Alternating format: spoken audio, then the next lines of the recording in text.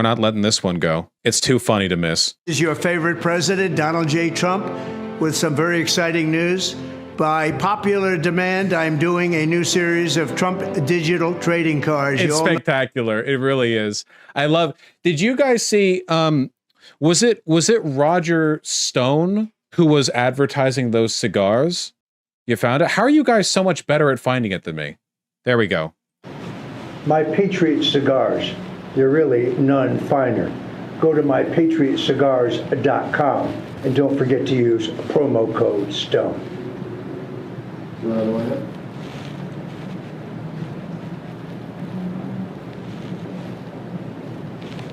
My Patriot cigars, they're really none finer.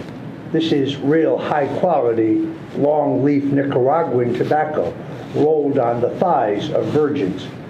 There we go. That's evidence number one to the point that I'm making. Oh, the Rudy Giuliani bit with the coffee. You all know I stand by the truth. And if I put my name on something, I truly believe in it. Today, I'm thrilled to introduce you to something I'm incredibly proud of. My own brand of organic specialty coffee, Rudy Coffee. Believe me when I say it's the best coffee you'll ever try. It's smooth. I love this show. I love this genre because it always just makes me think like, dude, they are so hard up for cash. They are so hard up for cash. They're desperate. They're desperate. It makes me so happy to see. Rich, chocolatey, and gentle on your stomach. It's so good, I even recommend drinking it black. It comes in 3 varieties, including what I promise is the best decaf you'll ever have. You can order now by scanning the QR code on your screen or by visiting rudy.coffee. So that's those, and now we've got this. Know what they are. We've had a lot of fun with them. It's called the America First Collection. Oh, and listen to how happy Trump is to be here, by the way, okay? I really want you to pay attention to how happy he is to be here. Doing a new series of Trump digital trading cards. You all know what they are. We've had a lot of fun with them. It's called the America First Collection. 50 all-new stunning digital trading cards. It's really something. These cards show me dancing and even me holding some Bitcoins. Here's the best part. I'm doing great things for my Trump digital card collectors. First, there's the real physical Trump cards. Purchase 15 or more of my Trump digital trading cards and we'll mail you a beautiful physical trading card. It's really, I think, quite something. Oh my goodness, they are AI. Yeah, they're all AI. These are literally like, they're not even NFTs because I don't think they're tied to a specific like blockchain code or whatever. I think these literally are just, you get a PNG, you get a JPEG for $100. Each physical trading card has an authentic piece of my suit that I wore for the presidential debate, and people are calling it the knockout suit. I don't know about that, but that's what they're calling it. So we'll cut up the knockout suit, and you're going to get a piece of it, and we'll be randomly autographing 5 of them. How cool is that, dude? What does that even mean? They're cutting up the knockout suit, and they're gonna put it in the physical cards that you get one of if you order 15 digital cards. So yeah, you can like sniff them. A true collector's item. This is something to give your family, your kids, your grandchildren. Number 2 is to purchase 75 of my Trump digital trading cards, and you will also be invited to join me for a gala dinner at my beautiful country club in Jupiter, Florida. We really have tremendous dinners with my... I really like how even for like a low budget sitcom or reality show, they would have a helicopter or drone camera flyby of the resort. But because this is all the most low-grade grifter shit imaginable, they literally just took a JPEG and added the like action lines. Country club in Jupiter, Florida. We really have tremendous dinners with my collectors. Have a lot of fun together. We're gonna have a good time. I'm keeping my Trump digital trading cards at the same price of $99 each. We've done that right from the beginning. So it's actually crazy cheap, isn't it? Like 75, so that'd be $7,500 to meet Trump at a resort. What I imagine it's going to be like is they're going to wait for all the purchases to settle, and then they're going to have everyone there at once, and Trump's going to shake everyone's hand and do a photo op, and then they're going to leave, you know? So go to collecttrumpcards.com. It's really easy to buy. You just need an email address and a credit card or crypto. You know, they call me the crypto president. I don't know if that's true or not, but a lot of people are saying that. So don't miss out. Go to collecttrumpcards.com. Go right now and collect your piece of American history. Let's have fun together and enjoy my Trump cards. We're going to have a lot of fun. We'll be talking about it for a long time. Why would a billionaire need to do this? Good question. Good question. NFT Int LLC is not owned, managed, or controlled by Donald J. Trump, the Trump Organization, CIC Digital LLC, or any of the respective principals or affiliates. NFT INT LLC and 45 Footwear. Oh, these are the same people who made the gold Trump shoes? Because they're talking... Yeah, it's the sneakers people. It's the same people. These guys are great. These guys are fantastic.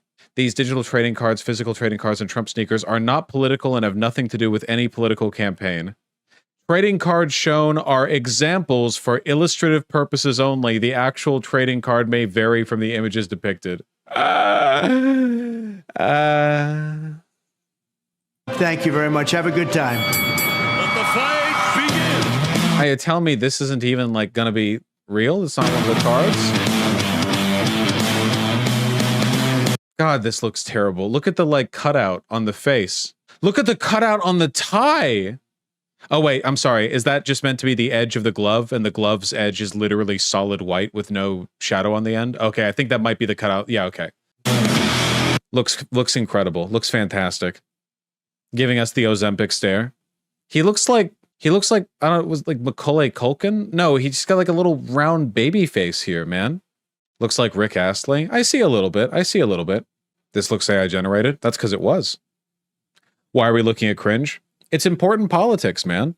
I think it's like, I don't know, kind of worthwhile to note sometimes that Kamala Harris and the DNC were able to get the license to play every song ever made at the DNC roll call, whereas Republicans had to have Kid Rock, the pedophile, play.